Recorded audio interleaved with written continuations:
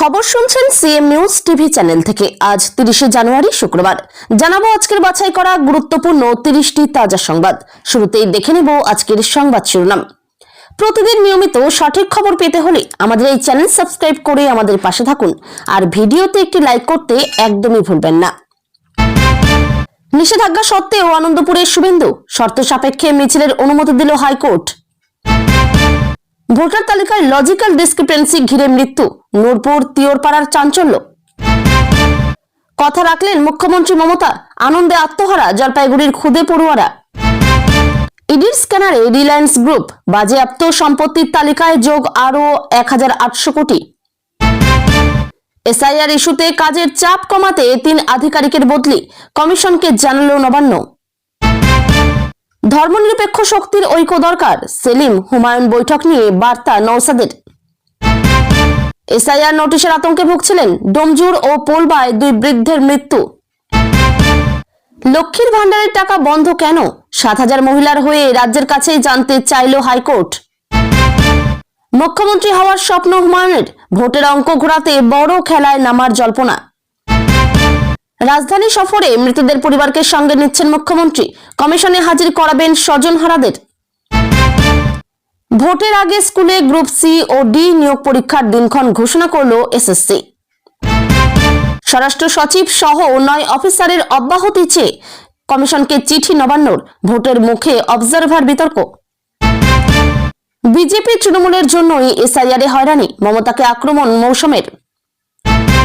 SIR ইস্যুতে আবারও 3 আধিকারিকের বদলি নিয়ে নবান্নর ব্যাখ্যা কমিশনকে। বিধানসভা নির্বাচনে ঘুরে দাঁড়াতে মুসলিম ভোট, পাখির চোখ বঙ্গ সিপিএম এর। সিঙ্গল বেঞ্চের পর ডিভিশন বেঞ্চেও ধাক্কা শুভেন্দুর, নবান্নর সামনে ধর্নার অনুমতি মেলেনি। ধর্মনিরপেক্ষ দলগুলোর ঐক্যের বার্তা, সেলিম হুমায়ুন বৈঠক ঘিরে জোর আলোচনা। এসআইআর নোটিশের জেরে মানসিক চাপে ডোমজুর ও পোলবায় আরো 2 বৃদ্ধের মৃত্যু। ভোটের আগে আলিপুরদুয়ারে বিজেপির বড় সাফল্য, একসঙ্গে 150 পরিবারের যোগদান। তৃণমূলের গড়ে ভাঙন, হরিরামপুরে বিজেপির পতাকা হাতে একাধিক পরিবার। লক্ষ্য 2026, রাজ্যে আসছেন অমিত শাহ, সভা নয় বৈঠক কেন্দ্রিক প্রস্তুতিতে জোর। শুভঙ্কর বাবুর তৃণমূলের প্রতি নরম মনোভাব, অধীরের সময় জোটের প্রসঙ্গ টানলেন সেলিম। আমরা বাংলাদেশি বা রোহিঙ্গা নই, এসআইআর ইস্যুতে রাজ্যকে আক্রমণ মৌসুমের। সেলফি মানেই প্রেম নয়, হুমায়ুন সাক্ষাৎ বিতর্কে সাফাই সেলিমের। এসআইআর শুনানিতে ডাকা মানেই নাম বাদ, জল্পনার মাঝে আসল সত্যি জানালেন অধীর চৌধুরী। 200 জনকে শুনানিতে ডাকার পর নিজেই এসআইআর নোটিশ পেলেন দাতনের ভিডিও।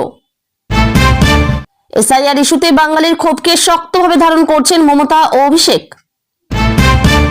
বাড়তে পারে টেক হোম স্যালারি, চাকরিজীবীদের লাভ 1.14 লক্ষ পর্যন্ত। এসআইআর নিয়ে 3 আধিকারিকের বদলি প্রসঙ্গে আবারও কমিশনকে জবাব নবান্নর। বিধানসভা ভোটের আগে বাংলায় 25 আইএএস আইপিএস অবজারভার নিয়োগ, বৈঠকে ডাক কমিশনের। এতক্ষণ শুনছিলেন সংবাদের শিরোনাম, এবার আসছি বিস্তারিত খবরে। এসআইআর ইস্যুতে কাজের চাপ কমাতে 3 আধিকারিকের বদলি, কমিশনকে জানালো নবান্ন। 2026-এর পশ্চিমবঙ্গ বিধানসভা নির্বাচনের আগে চলছে স্পেশাল ইন্টেনসিভ রিভিশন, ভোটার তালিকা সংশোধনের বিরাট ও সংবেদনশীল কাজ। কেন্দ্রীয় নির্বাচন কমিশন নির্বাচনী স্বচ্ছতা ও নিরপেক্ষতার জন্য এই প্রক্রিয়া চালু করেছে, যাতে মূল ভোটার তালিকা ত্রুটিমুক্ত, প্রকৃত ভোটাররা অন্তর্ভুক্ত ও অযোগ্য ভোটার বাদ দেওয়া যায়। কিন্তু নির্বাচনকে ঘিরে এই এসআইআর এর বাস্তবায়ন নিয়ে রাজ্য প্রশাসন ও কমিশনের মধ্যে টানাপোড়েন তীব্র আকার নিতে থাকে। এর মাঝেই একটি নতুন ইস্যু সামনে এসেছে। 3 জন উচ্চ পর্যায়ের সরকারি কর্মকর্তাকে বদলি করার সিদ্ধান্তকে কেন্দ্র করে জাতীয় নির্বাচন কমিশন কয়েকদিন আগে রাজ্য সরকারের মুখ্য সচিব নন্দিনী চক্রবর্তীর কাছে একটি কড়া চিঠি পাঠায়, যেখানে প্রশ্ন করা হয় কেন এসআইআর প্রক্রিয়ায় যুক্ত 3 জন কর্মকর্তাকে বদলি করা হয়েছে। কমিশনের অবস্থান ছিল এসআইআর প্রক্রিয়ার সঙ্গে যুক্ত কোনো অফিসারকে বদলি করা যাবে না এবং যদি বদলি করতে হয় তাহলে আগে কমিশনের অনুমতি নেওয়া উচিত। এই নিয়মের উদ্দেশ্য হলো ভোটার তালিকার সংশোধন ও শুনানি চলাকালে স্থিতিশীলতা রাখা এবং সংশ্লিষ্ট অফিসারদের কাজ ব্যাহত না হওয়া। তবে নবান্ন সেই চিঠির জবাবে জানায় যে ওই 3 জন অফিসারকে বদলি করা হয়েছে কাজের চাপ কমানোর জন্য। রাজ্য পক্ষের যুক্তি ছিল এসআইআর এর কাজ চলাকালীন তারা অত্যন্ত ব্যস্ত ছিলেন এবং তার উপর অনেক দায়িত্ব চাপা পড়েছিল, ফলে তারা চাপ সামলাতে পারছিলেন না। তাই তাদের বদলি করে নিয়ে যাওয়া হয়েছে অন্য কম গুরুত্বপূর্ণ দায়িত্বে, যাতে মূল কাজের চাপ কমে এবং তাদের উপর নির্ভরযোগ্য কার্যক্ষমতা বজায় থাকে। রাজ্য প্রশাসনের দাবি, এই সিদ্ধান্ত শুধুমাত্র প্রশাসনিক কার্যকারিতার দিক থেকে নেওয়া হয়েছে এবং এর পেছনে রাজনৈতিক উদ্দেশ্য নেই। এই জবাব পাঠানোর পরও ইসির অবস্থান কিছুটা কঠোর। কমিশন বারবার জানিয়েছে যে এসআইআর এর মতো সংবেদনশীল কাজের সময় প্রশাসনিক বদলি বা প্রত্যাহারগুলো সমন্বয়ের মাধ্যমে করা উচিত এবং যদি বদলি না করা যায় তাহলে অন্তত কমিশনের সঙ্গে পরামর্শ ও অনুমতি প্রয়োজন। কমিশন এই প্রক্রিয়ার স্বচ্ছতা ও নিরপেক্ষতা বজায় রাখতে চান, যাতে কোনো পক্ষই ভাবতে না পারে যে বদলি করা হয়েছে কোনো রাজনৈতিক বা নির্বাচনী স্বার্থে। এ প্রসঙ্গ রাজনৈতিক মহলে নানা মতামত উক্ত করেছে। বিরোধীদের একাংশ বলছে এসআইআর এ কর্মরত অফিসারদের বদলি করা হলে কাজের ধারাবাহিকতায় বিঘ্ন ঘটতে পারে এবং জনসাধারণের মধ্যে আতঙ্ক তৈরি হতে পারে। নির্বাচনের সময় ভোটাররা যদি নতুন হাতে আডালা কাজ শুরু করে তাহলে ভুল বা অসঙ্গতির সম্ভাবনা বৃদ্ধি পেতে পারে। অন্যদিকে রাজ্য সরকারের পক্ষ থেকে জানানো হয়েছে এই বদলির কারণে কোনো ধরনের সংবেদনশীল কাজ থেমে নেই এবং প্রতিটি অফিসার তার নতুন দায়িত্বে যথাযথ ভূমিকা পালন করছেন। রাজ্য প্রশাসন ও কমিশনের এই মত পার্থক্যের কেন্দ্রেই এখন এসআইআর এর কাজকে আরো দ্রুত, নিরপেক্ষ ও কার্যকরভাবে করার প্রশ্ন উঠেছে। রাজ্য সরকারের জবাব পাঠানোর পর কমিশন কি বদলি সিদ্ধান্তকে মেনে নেবে বা পুনর্বিবেচনার আবেদন করবে, সেটাই আগামী দিনে সবার নজরকারী বিষয়। এই ইস্যু শুধু প্রশাসনিক নয়, এর ফলে ভোট প্রক্রিয়ার স্বচ্ছতা, ভোটারদের আস্থা ও নির্বাচনী পরিবেশের ওপর দীর্ঘমেয়াদী প্রভাব পড়ে। ধর্মনিরপেক্ষ দলগুলোকে এক হতে হবে, সেলিম হুমায়ুন বৈঠক নিয়ে বার্তা নওশাদের। 2026-এর পশ্চিমবঙ্গ বিধানসভা নির্বাচনের আগে রাজ্য রাজনীতিতে একটি গুরুত্বপূর্ণ রাজনৈতিক ঘটনা হলো মোহাম্মদ সেলিম ও হুমায়ুন কবির এর মধ্যে একটি সাক্ষাৎ ও বৈঠক। এই বৈঠক ঘিরে রাজনৈতিক মহলে উল্লেখযোগ্য আলোচনা ও জল্পনা সৃষ্টি হয়েছে, কেননা নির্বাচনের পূর্ব মুহূর্তে ধর্মনিরপেক্ষ রাজনৈতিক শক্তিগুলোর অবস্থান ও সম্ভাব্য সমন্বয় নিয়ে নানা প্রশ্ন উঠেছে। 2026-এর বিধানসভা নির্বাচনের মূল লক্ষ্য হিসেবে বিরোধী রাজনৈতিক নেতারা একটি মাত্র বড় উদ্দেশ্য সামনে রেখেছেন, তৃণমূল কংগ্রেস ও বিজেপিকে হারানো। এই প্রেক্ষাপটে ধর্মনিরপেক্ষ রাজনৈতিক দলগুলোর ঐক্য ও সমন্বয়কে বিশেষ গুরুত্ব দেওয়া হচ্ছে। বৈঠক ও তার পরবর্তী প্রতিক্রিয়ায় তৃণমূল বিপক্ষে দাঁড়ানো অনেক নেতার মতামত প্রকাশ পেয়েছে। এই বৈঠকটি কলকাতার নিউ টাউনে একটি হোটেলে অনুষ্ঠিত হয়, যেখানে দীর্ঘ প্রায় 1 ঘন্টা ধরে সিপিএম এর রাজ্য সম্পাদক মোহাম্মদ সেলিম ও জনতা উন্নয়ন পার্টির নেতা হুমায়ুন কবির নির্বাচনী পরিস্থিতি, সম্ভাব্য জোট ও রাজনৈতিক সমন্বয় নিয়ে আলোচনা করেন। বৈঠকের পর হুমায়ুন সাংবাদিকদের বলেন যে তারা নির্বাচনে সিপিএম, আইএসএফ সহ অন্যান্য ধর্মনিরপেক্ষ দলের সঙ্গে জোট করে লড়াই করার সম্ভাবনা নিয়ে আলোচনা করেছেন।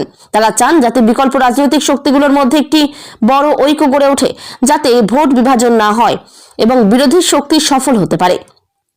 এই বৈঠককে কেন্দ্র করে এক ধরনের রাজনৈতিক বার্তা দিয়েছেন নওশাদ সিদ্দিকী, যিনি আইএসএফ এর বিধায়ক ও নেতা। তিনি বলেছেন 2026-এর নির্বাচনে তৃণমূল এবং বিজেপিকে হারতে হলে তিনি বলেছেন যে 2026-এর নির্বাচনে তৃণমূল এবং বিজেপিকে হারাতে হলে যত ধর্মনিরপেক্ষ দল আছে তাদের একত্রিত হতে হবে, কিন্তু ঠিক কে কার সঙ্গে জোট করবে বা কোন দল কি ভূমিকা নেবে তা তিনি নিজের কাছে ঠিক করে দিতে পারছেন না। নওশাদ এই ঐক্যের বার্তা দিয়েছেন, তবে যে কোনো জোট বা সমঝোতা নির্দিষ্ট দল বা নেতার একক সিদ্ধান্ত হবে না, বরং সেটি দলগুলোর সম্মিলিত সিদ্ধান্ত ও আলোচনা ভিত্তিতে নির্ধারিত হবে। সেলিম ও হুমায়ুনের এই বৈঠক রাজনৈতিক মহলে বিতর্ক ও সমালোচনার জন্ম দিয়েছে, বিশেষ করে যখন জনতা উন্নয়ন পার্টির নেতা হুমায়ুন কবির অতীতে বিতর্কিত মন্তব্য করে আলোচনায় এসেছেন। যদিও বৈঠক শেষে সেলিম নিজে জোট নিয়ে স্থির ঘোষণা দেননি। তিনি বলেছেন এই আলোচনা ফাঁকার ঘোষণা নয় এবং দলীয় পর্যায়ে সিদ্ধান্ত নেওয়ার আগে আরও আলোচনা হবে। রাজনৈতিক বিশ্লেষকদের একাংশের মতে ধর্মনিরপেক্ষ দলগুলোর ঐক্য পশ্চিমবঙ্গের ভোট ব্যাংক, ধর্মীয় গোষ্ঠীগুলোর সমর্থন ও স্থানীয় রাজনীতিতে বড় ভূমিকা রাখতে পারে। সেটি হতে পারে সিপিএম, আইএসএফ, জনতা উন্নয়ন পার্টি সহ অন্যান্য দলের সমন্বিত ক্ষমতা তৈরি, যাতে ভোট বিভাজনের ঝামেলা কমে যায় এবং বিরোধী শিবির শক্তিশালী হয়, যদিও এখনো চূড়ান্ত জোট বা সমঝোতা হয়নি। বৈঠকটি ভবিষ্যতে রাজ্যের রাজনৈতিক সমীকরণের উপর বিশেষ প্রভাব ফেলতে পারে। মুখ্যমন্ত্রীর হওয়ার স্বপ্ন হুমায়ুনের, ভোটের অঙ্ক ঘুরিয়ে দেবেন বড় খেলায় নামার জল্পনা। 2026-এর পশ্চিমবঙ্গ বিধানসভা নির্বাচনের রাজনীতিতে অন্যতম আলোচিত চরিত্র হয়ে উঠছেন হুমায়ুন কবির, যিনি ইতিমধ্যেই নিজের রাজনৈতিক অবস্থান ও ভবিষ্যৎ পরিকল্পনা নিয়ে বিভিন্ন মন্তব্য করেছেন এবং প্রধানমন্ত্রী থেকে রাজ্যের মুখ্যমন্ত্রীর ভূমিকা পর্যন্ত ব্যাপক রাজনৈতিক কল্পনা ও জল্পনা তৈরি করছেন। হুমায়ুন কবির প্রাক্তন তৃণমূল কংগ্রেস বিধায়ক ও বর্তমানে জনতা উন্নয়ন পার্টির নেতা গত কয়েক মাসে রাজ্যের রাজনৈতিক মঞ্চে আবারও গুরুত্ব খুঁজতে শুরু করেছেন। তিনি 2026-এর বিধানসভা ভোটকে সামনে রেখে নিজেই একটি নতুন রাজনৈতিক গঠনের উদ্যোগ নিচ্ছেন এবং দাবি করেছেন যে তার দল বা গোষ্ঠী নির্বাচনে এমন পরিস্থিতি তৈরি করবে যাতে কোনো এক দলে সরকার গঠনের জন্য সংখ্যাগরিষ্ঠতা আসবে না। ফলে তিনি কিং মেকার বা খেলার ফল ঘুরিয়ে দেবার ক্ষমতা রাখার অবস্থায় আসতে পারেন। এই দিক দিয়ে তার রাজনৈতিক বক্তব্যটা খুবই বিশেষ। তিনি সাংবাদিকদের বলেছেন, আমি এমন একটি দল গঠন করব যা প্রায় 135টি আসনে প্রতিদ্বন্দ্বিতা করবে এবং তার অনুমান মতে 294 সদস্য বিশিষ্ট বিধানসভায় কোনো দলই 148 আসনের সংখ্যা গরিষ্ঠতা পাবে না। ফলে সরকার গঠনের জন্য অন্য দলের সঙ্গে সমঝোতা বা সমর্থন নিতে হবে। তিনি এটাও উল্লেখ করেছেন যে নির্বাচনের পরকার সরকার গঠনে তার দল গুরুত্বপূর্ণ ভূমিকা পালন করতে পারে। হুমায়ুন কবিরের এই দাবির পেছনে রাজনৈতিক কৌশল বা ক্যালকুলেশন, যা রাজনৈতিক বিশ্লেষকেরা বড় খেলা হিসেবে বর্ণনা করছেন। সে অনুযায়ী অনেক পার্টি এই মুহূর্তে নির্দিষ্ট আসনের জন্য আদর্শ ভোট ভাঙা ও গুটিয়ে নেওয়ার চিন্তায় ব্যস্ত। হুমায়ুন মনে করেন তিনি এমন প্রতিদ্বন্দ্বিতা ও সমঝোতার ক্ষেত্র তৈরি করতে পারেন যেখানে বড় বড় দলগুলোর উপর নির্ভর করে সরকার গঠন করা হবে। তবে তার এই দাবিকে কেন্দ্র করে বিতর্কও কম নয়। শাসক দল তৃণমূল কংগ্রেসের নেতারা তার বক্তব্যকে কড়া ভাষায় নাকচ করেছেন। এক রাজ্য তৃণমূল মুখপাত্র বলেন, তিনি রাজনৈতিকভাবে এখনো পর্যাপ্ত সমর্থন পাননি এবং তাকে প্রথমে নিজের আসনটি ঠিক রাখতে হবে এমন জোর দাবি করা যেন স্বপ্ন দেখা। এই জল্পনার পেছনে আরও একটি রাজনৈতিক সূত্র কাজ করছে। হুমায়ুন কবিরের দল বা নতুন রাজনৈতিক গঠন যদি ঠিকমতো সমর্থন পায় তাহলে সেটা কেন্দ্রের বিরোধী দলের সহযোগিতায় বা বামপন্থী ও সংখ্যালঘু ভিত্তিক দলগুলির সঙ্গে সম্ভাব্য জোট তৈরি করে কার্যকারী ভূমিকা নিতে পারে। তিনি নিজেও বলেছেন যে তিনি বামপন্থী ও অন্যান্য ধর্মনিরপেক্ষ দলগুলোর সঙ্গে আলোচনা বাড়াতে চান এবং নির্বাচনের আগে জোট গঠনের প্রক্রিয়া দ্রুত শেষ করতে চান। রাজনৈতিক বিশ্লেষকদের মতে হুমায়ুন কবিরের এমন উচ্চাভিলাষ শুধু তার ব্যক্তিগত ইচ্ছা নয়, এটি পশ্চিমবঙ্গ রাজনীতির একটি নতুন মডেল হতে পারে যেখানে তৃতীয় কোনো রাজনৈতিক শক্তি বড় দলের উপর প্রভাব ফেলতে পারে। যদিও এখনো কোনো দল বা নেতৃত্বের সঙ্গে সমঝোতা চূড়ান্ত হয়নি, তবে হুমায়ুনের মন্তব্য ভোট ভাগাভাগি ও রাজনৈতিক সমীকরণের উপর বড় ধরনের প্রভাব ফেলতে পারে। এমন পরিস্থিতিতে অনেকের মনে প্রশ্ন উঠছে, হুমায়ুন কবির কি বাস্তবে নির্বাচনের পর একটি চতুর্থ খিলান তৈরি করতে পারবেন, নাকি এই সব কেবল রাজনৈতিক জল্পনা বা আগাম রাজনৈতিক আত্মবিশ্বাস? ভোটের ফল আসার পর এই প্রশ্নগুলোর উত্তরই রাজ্যের রাজনৈতিক ভবিষ্যৎ নির্ধারণ করবে। রাজধানী সফরে মৃতদের পরিবারকে সঙ্গে নিচ্ছেন মুখ্যমন্ত্রী। কমিশনে হাজির করবেন স্বজন হারানোদের। পশ্চিমবঙ্গের বর্তমান মুখ্যমন্ত্রী মমতা বন্দ্যোপাধ্যায় এসআইআর সম্পর্কিত বিতর্ক ও মৃত্যুর ঘটনায় রাজনৈতিকভাবে নতুন এক উদ্যোগ নিয়েছেন। তিনি নয়াদিল্লিতে নির্বাচন কমিশনের কাছে যাওয়ার সময় মৃত ব্যক্তিদের পরিবারের সদস্যদের সঙ্গী হিসেবে নেওয়ার সিদ্ধান্ত নিয়েছেন, যাতে সংশ্লিষ্ট পরিবারগুলো নিজেরা কমিশনের সামনে তাদের দাবি ও অভিজ্ঞতা ব্যক্ত করতে পারে। এটি আসলে এসআইআর উদ্যোগের কারণে ক্ষতিগ্রস্ত পরিবার ও ভোটারদের দ্বারা চরমভাবে অনুভূত সমস্যার একটা বড় প্রতিক্রিয়া। রাজ্যে ভোটার তালিকা সংশোধন ও নির্বাচনের প্রস্তুতি বেশি জোরে চালানো হলে এসআইআর এর কাজের চাপ এবং অনিশ্চয়তার কারণে বহু বুথ লেভেল অফিসার ও স্বাভাবিক নাগরিকের মৃত্যু ও আত্মহত্যার ঘটনা ঘটেছে। বিভিন্ন সংবাদ সংস্থার তথ্যে মাত্র এক মাসের মধ্যে 30-এর উপরে মৃত্যু ও আত্মহত্যার ঘটনা হয়েছে, যেখানে পরিবারগুলো দাবি করছে অত্যধিক চাপ ও অমানবিক কাজের কারণে এই সমস্যা দেখা দিয়েছে। এই নান্দনিক ও রাজনৈতিক চাপের প্রেক্ষাপটে মুখ্যমন্ত্রীর নতুন উদ্যোগ হলো তিনি মৃতদের পরিবারের সদস্যদের নেতৃত্বে ইলেকশন কমিশনের সরাসরি তাদের অবস্থা তুলে ধরতে চান। এর মধ্যে রয়েছে বিশেষভাবে এসআইআর এর কাজের চাপ ও সংশোধন প্রক্রিয়ার কারণে হতাহতদের অভিজ্ঞতা ও দাবি শোনানো। রাজ্য প্রশাসন সূত্রে খবর, মুখ্যমন্ত্রী মনে করেন যে শুধুমাত্র রাজনৈতিক বক্তৃতা বা মিডিয়া মন্তব্যই যথেষ্ট নয়। বাস্তবে এই কমিশনের সামনে নিজ চোখে দেখানো গল্প ও অনুভূতি তুলে ধরার মাধ্যমেই সমস্যার গুরুত্ব আরো স্পষ্ট হবে। এই সিদ্ধান্তে এসআইআর এর কারণে হতাহত পরিবারদের অনেকেই কিছুটা তৃপ্তিও প্রকাশ করছেন, কারণ তাদের দাবি আগে কমিশনের কাছে পৌঁছায়নি বা যথেষ্ট শোনা হয়নি বলে অভিযোগ উঠেছে।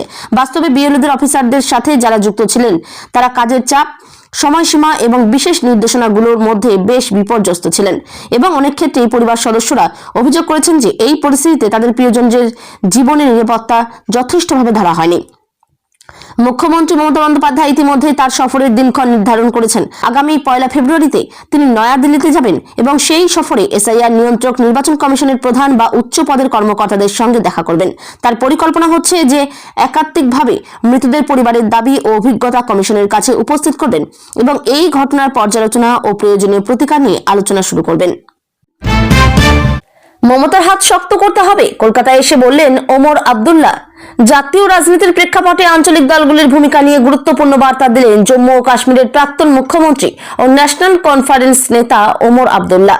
কলকাতায় এক রাজনৈতিক সভায় যোগ দিয়ে তিনি বলেন, দেশের বহুত্ববাদী চরিত্র রক্ষার লড়াইয়ে মমতা বন্দ্যোপাধ্যায়ের মতো নেতাদের হাত শক্ত করা প্রয়োজন। ওমর আব্দুল্লাহ তার বক্তৃতায় বলেন, ভারতবর্ষের শক্তি তার বৈচিত্র্য, বহু ভাষা, বহু সংস্কৃতি এবং বহু ধর্মের সহাবস্থান। তার মতে এই বহুত্ববাদ রক্ষায় আঞ্চলিক দলগুলি গুরুত্বপূর্ণ ভূমিকা পালন করে আসছে। তিনি বলেন, দেশে এমন এক সময় চলছে যখন ভিন্ন মতকে সন্দেহের চোখে দেখা হচ্ছে। এই পরিস্থিতিতে গণতন্ত্রকে শক্তিশালী রাখতে সাহসী নেতৃত্ব দরকার।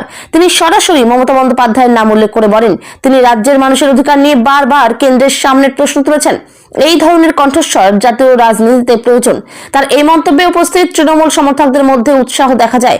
বক্তৃতায় ওমর আব্দুল্লাহ কেন্দ্র রাজ্য সম্পর্ক নিয়েও কথা বলেন। তার অভিযোগ, অনেক সময় রাজ্যগুলির সাংবিধানিক অধিকারকে খর্ব করার চেষ্টা করা হয়। তিনি বলেন, সংবিধান যে ভারসাম্য তৈরি করেছে সেটাকে সম্মান করতে হবে। এই প্রসঙ্গে তিনি জম্মু ও কাশ্মীরের সাম্প্রতিক রাজনৈতিক পরিস্থিতির কথাও উল্লেখ করেন, যদিও বিস্তারিত মন্তব্য এড়িয়ে যান।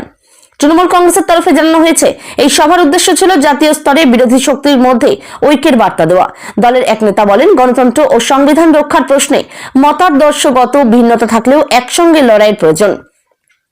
বিজেপির তরফে অবশ্য এই মন্তব্যের কড়া সমালোচনা করা হয়েছে। তাদের বক্তব্য, আঞ্চলিক দলগুলি নিজেদের রাজনৈতিক স্বার্থে জাতীয় রাজনীতিকে বিভ্রান্ত করতে চাইছে। এক বিজেপি মুখপাত্র বলেন, দেশের উন্নয়ন ও স্থিতিশীলতার বিরুদ্ধে নেতিবাচক প্রচার চলছে। রাজনৈতিক বিশ্লেষকদের মতে এই ধরনের মঞ্চে ওমর আব্দুল্লাহর উপস্থিতি বিরোধী রাজনীতিতে সমন্বয়ের ইঙ্গিত বহন করে। যদিও তাৎক্ষণিকভাবে জোট রাজনীতির রূপরেখা স্পষ্ট নয়, তবু বার্তাটি প্রতীকী দিক থেকে তাৎপর্যপূর্ণ। কৃষি ও শিল্প চলবে, কারো জমি কেড়ে নয়। সিঙ্গুর থেকে শিল্পের বার্তা দিলেন মুখ্যমন্ত্রী। সিঙ্গুরের মাটি থেকে ফের একবার শিল্প ও কৃষির সহাবস্থানের বার্তা দিলেন মুখ্যমন্ত্রী মমতা বন্দ্যোপাধ্যায়। এক জনসভায় বক্তব্য রাখতে গিয়ে তিনি স্পষ্ট বলেন, কৃষি ও শিল্প দুটোই চলবে, কারো জমি কেড়ে নিয়ে নয়। তার এই মন্তব্যের মধ্য দিয়ে অতীতের জমি আন্দোলনের প্রেক্ষাপটে উঠে আসে। সিঙ্গুর একসময় শিল্পায়নের নামে জমি অধিগ্রহণের কেন্দ্রবিন্দু হয়ে উঠেছিল। সেই আন্দোলন রাজ্যের রাজনৈতিক মানচিত্র বদলে দিয়েছিল। মুখ্যমন্ত্রী বলেন, সেই অভিজ্ঞতা থেকেই শিক্ষা নিয়ে এখন সরকার উন্নয়নের বিকল্প মডেল অনুসরণ করছে। তার দাবি, আলোচনার মাধ্যমে সম্মতির ভিত্তিতে এবং ক্ষতিপূরণ নিশ্চিত করেই শিল্প গড়ে তোলা হবে। তিনি বলেন, চাষির জমি তার সম্মতি ছাড়া নেওয়া হবে না। শিল্প চাই, কর্মসংস্থান চাই, কিন্তু জোর করে নয়। এই বক্তব্যে সভায় উপস্থিত মানুষের মধ্যে ইতিবাচক প্রতিক্রিয়া দেখা যায়। সরকারি সূত্রে দাবি করা হয়েছে, বর্তমানে একাধিক শিল্প প্রকল্পে জমি মালিকদের সঙ্গে সরাসরি আলোচনা করে জমি হস্তান্তর করা হয়েছে। ক্ষতিপূরণ ও পুনর্বাসনের বিষয়েও বিশেষ নজর দেওয়া হয়েছে। মুখ্যমন্ত্রী বলেন, মানুষকে সঙ্গে নিয়েই উন্নয়ন করতে হয়। তবে বিরোধী দলগুলির একাংশ এই দাবির সত্যতা নিয়ে প্রশ্ন তুলেছে। তাদের বক্তব্য, বাস্তবে শিল্পের গতি খুব বেশি নয় এবং কর্মসংস্থানের পরিসংখ্যানও পরিষ্কার নয়। তারা অভিযোগ করেছে, উন্নয়নের প্রচারের সঙ্গে বাস্তবের ফারাক রয়েছে। অর্থনীতিবিদদের মতে কৃষি ও শিল্পের মধ্যে ভারসাম্য বজায় রাখা একটি বড় চ্যালেঞ্জ। জমির ব্যবহার, পরিবেশগত প্রভাব এবং স্থানীয় মানুষের জীবিকা, এই তিনটি বিষয়কে সমন্বয় করেই পরিকল্পনা করা দরকার। মুখ্যমন্ত্রী তার ভাষণে বলেন, বাংলা উন্নয়ন চায়, কিন্তু নিজের শিকড় ভুলে নয়। তার বক্তব্যে স্পষ্ট, সিঙ্গুর এখনো রাজনৈতিকভাবে প্রতীকী জায়গা ধরে রেখেছে। কাউকে ডিটেনশন ক্যাম্পে পাঠাতে দেব না, সিঙ্গুরে দাঁড়িয়ে আশ্বাস মুখ্যমন্ত্রীর। সিঙ্গুরের জনসভা থেকে নাগরিকত্ব ও মানবাধিকার প্রসঙ্গে গুরুত্বপূর্ণ মন্তব্য করলেন মুখ্যমন্ত্রী মমতা বন্দ্যোপাধ্যায়। তিনি বলেন, বাংলায় কাউকে ডিটেনশন ক্যাম্পে পাঠাতে দেব না। তার এই মন্তব্য রাজনৈতিক মহলে নতুন করে বিতর্কের জন্ম দিয়েছে। মুখ্যমন্ত্রী অভিযোগ করেন, নাগরিকত্ব ইস্যুকে কেন্দ্র করে দেশে ভয় ও বিভ্রান্তির পরিবেশ তৈরি হয়েছে। তার দাবি, বাংলায় বসবাসকারী কোনো সাধারণ মানুষকে আতঙ্কে থাকতে হবে না। তিনি বলেন, যারা বহু বছর ধরে এখানে বাস করছেন, কাজ করছেন, তাদের সম্মান ও অধিকার রক্ষা করা আমাদের দায়িত্ব। তিনি আরো বলেন, মানবিক দৃষ্টিভঙ্গি ছাড়া কোনো প্রশাসনিক পদক্ষেপ নেওয়া উচিত নয়। তার মতে, নাগরিকত্ব প্রশ্নে আইনগত প্রক্রিয়া থাকলেও মানুষের মর্যাদা যেন ক্ষুণ্ণ না হয়। বিরোধী শিবিরের দাবি, মুখ্যমন্ত্রী ইচ্ছাকৃতভাবে বিষয়টিকে রাজনৈতিক রূপ দিচ্ছেন।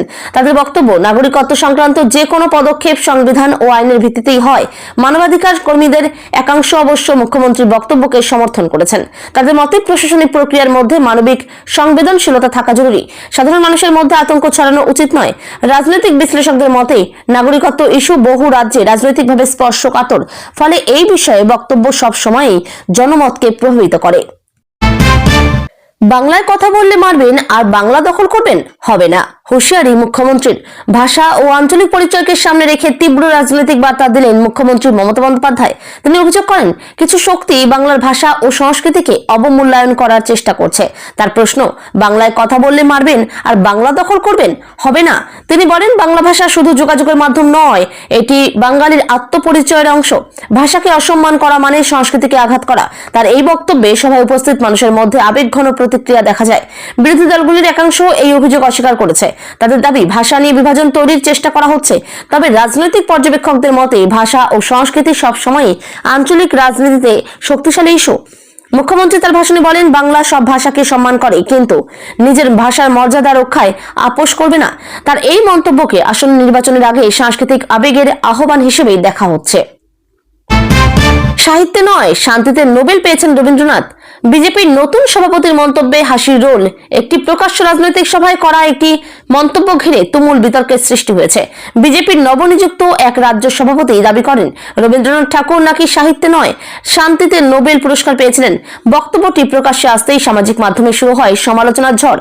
পাশাপাশি বিরোধী রাজনৈতিক শিবিরের কটাক্ষ তীব্র হয়। সভায় বক্তৃতা দিতে গিয়ে ওই নেতা রবীন্দ্রনাথের মানবতাবাদী ভাবনা ও বিশ্ব শান্তির বার্তার কথা বলতে গিয়ে এই ভুল তথ্য উল্লেখ করেন। উপস্থিত দর্শকদের একাংশ তখনই বিস্ময় প্রকাশ করেন। পরে ভিডিওটি ক্লিপ ছড়িয়ে পড়তেই বিষয়টি ভাইরাল হয়ে যায়। উল্লেখ্য, রবীন্দ্রনাথ ঠাকুর 1913 সালে তার কাব্যগ্রন্থ গীতাঞ্জলির জন্য সাহিত্যের নোবেল পুরস্কার লাভ করেন। তিনি প্রথম অ-ইউরোপীয় সাহিত্যিক হিসেবে এই সম্মান পান। ইতিহাসবিদদের মতে এটি শুধু বাংলা ভাষার জন্য নয়, সমগ্র ভারতীয় সাহিত্য জগতের জন্য একটি গৌরবের মুহূর্ত ছিল। এই ভুল মন্তব্যকে কেন্দ্র করে তৃণমূল কংগ্রেস ও বাম শিবির তীব্র সমালোচনা শুরু করে। তাদের বক্তব্য, দেশের অন্যতম শ্রেষ্ঠ সাহিত্যিক সম্পর্কে এমন প্রাথমিক তথ্য ভ্রান্তি অত্যন্ত দুর্ভাগ্যজনক। এক বিরোধী নেতা বলেন, যারা বাংলার সংস্কৃতি নিয়ে কথা বলেন তাদের ন্যূনতম ইতিহাস জ্ঞান থাকা উচিত। তবে বিজেপির তরফে জানানো হয়েছে, বক্তব্যটি ছিল অনিচ্ছাকৃত ভুল এবং রবীন্দ্রনাথের প্রতি তাদের পূর্ণ শ্রদ্ধা রয়েছে। দলের এক মুখপাত্র বলেন, মানবিক মূল্যবোধের প্রসঙ্গ তুলতে গিয়ে ভাষাগত ভুল হয়েছে। এটিকে ইস্যু করে অযথা রাজনীতি করা হচ্ছে। সাংস্কৃতিক মহলেও এই ঘটনা নিয়ে আলোচনা শুরু হয়েছে। শিক্ষাবিদদের একাংশ বলছেন, জননেতাদের ইতিহাস ও সংস্কৃতি সম্পর্কে সচেতন থাকা জরুরি, কারণ তাদের বক্তব্য বহু মানুষের কাছে তথ্যের উৎস হয়ে দাঁড়ায়। বিশ্লেষকদের মতে এই ঘটনাকে ঘিরে রাজনৈতিক চর্চা চললেও এর মধ্য দিয়ে আবারও প্রমাণিত হলো যে রবীন্দ্রনাথ ঠাকুর এখনো বাঙালির সাংস্কৃতিক পরিচয়ের কেন্দ্রবিন্দুতে রয়েছেন। তাকে ঘিরে আবেগ এতটাই গভীর যে সামান্য তথ্য ভ্রান্তিও বড় বিতর্কের রূপ নেয়।